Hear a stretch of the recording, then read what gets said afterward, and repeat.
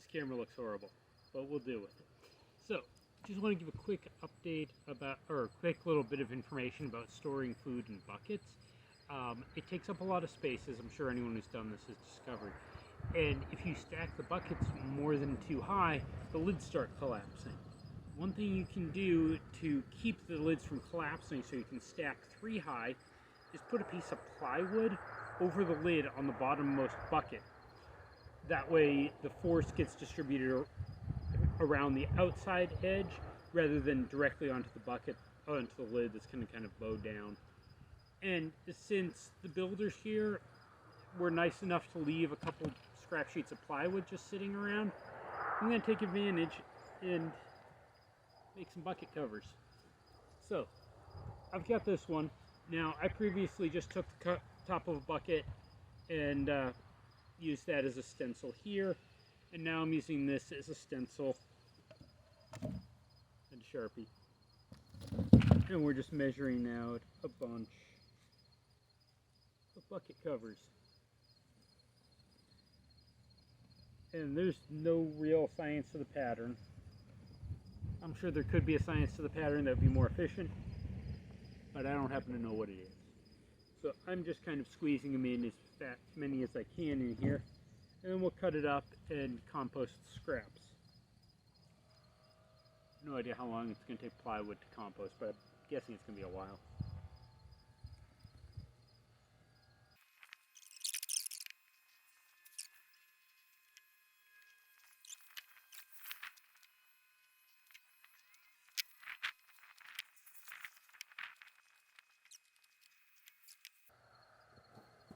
One of the reasons I'm trying to squeeze them in as tight as possible is just to reduce the amount of redundant cuts. Like empty gaps just means I have to cut all of the sides. If I've got them run right against the edge, I kind of can use the edge as one of the, not really sides because they're round, but it's less cutting. And I'm lazy. Also, could you use this sheet of plywood straight over your buckets without cutting it? Probably. Is it more efficient?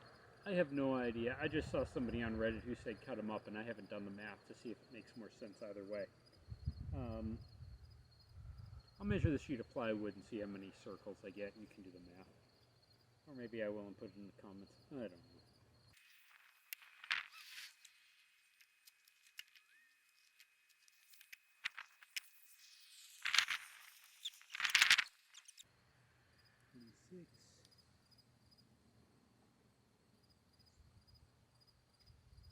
Okay, we've got 27 potential circles that I can cut out of plywood.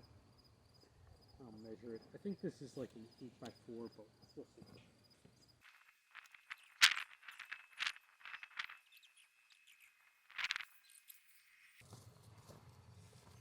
Okay, I had 27 potential bucket lids. Yeah, it's 4 feet by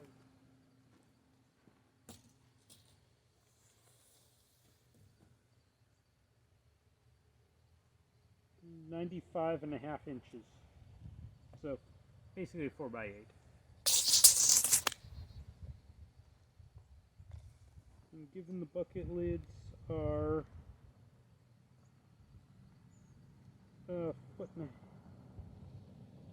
basically 12.5 inches. So we'd get, if you just put it straight on, you'd get 3 by 7, 21 lids. Okay, cool. It is more efficient to cut them. Not sure if it's time efficient, but it's Sunday. And I'm switching out the blade here because this blade has been so used, it's downright smooth. And let's try a Speed for Wood blade. I think that's roughly what I was using before. These are Amazon Basics blades in a very old Black & Decker scroll saw.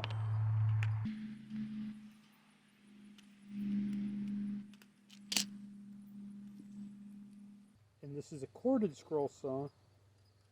What's worth, if you have enough land, don't buy corded tools. Even if you don't have much land, don't buy corded tools. Get the battery. It's so much more convenient. Especially, like, I'm literally on 50 feet of extension cord to get power out here because I don't want to haul the plywood all the way over there. I mean, over there where the power is. So yeah, cordless tools are the way to go. Works better if you actually plug the thing in.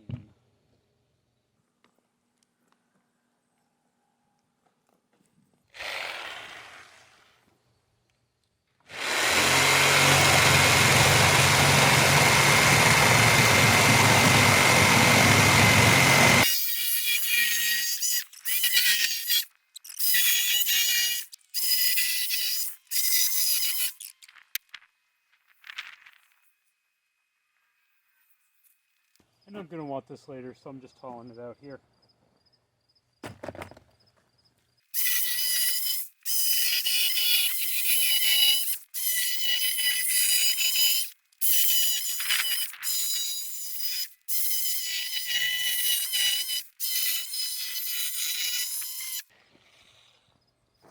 If you're wondering, I'm doing all of the cuts that actually start on an edge first, and then I'll do the cuts that don't start on an edge. It just seems like it's going to be easier.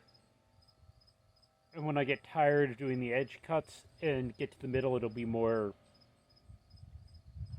Well, it'll be better morale to just seem like plunk, plunk, plunk, much quicker.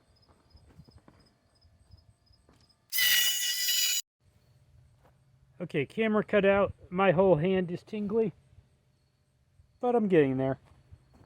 3, 4, 5, 7 cut out.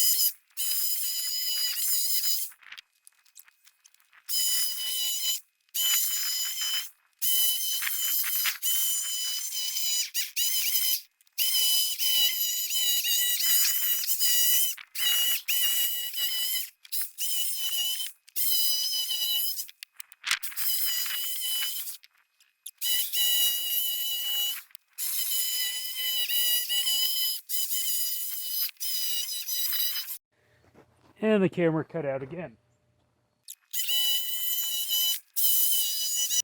And there we go. We've got a big pile over there of round wooden circles.